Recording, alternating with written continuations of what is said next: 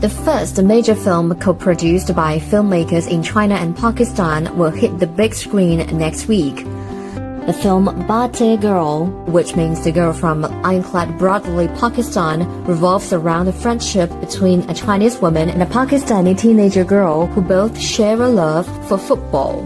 The Chinese lady traveled from China to Pakistan to work as a translator at a China-built hydropower project providing cheap and clean electricity to Pakistan. Very capable, very talented, very creative. We learn from each other.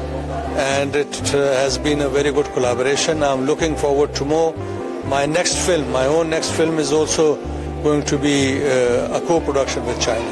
我希望能够透过这种电影讲一讲民心相通，就是讲一讲巴基斯坦人民和中国人民心和心之间相通的一些表达，借此机会呢，能够延续和传承 The co-production is seen as the first major step towards long-awaited Pakistan-China cooperation in the field of films and dramas, aimed at reviving Pakistan's film industry. I have seen it and I'm really impressed.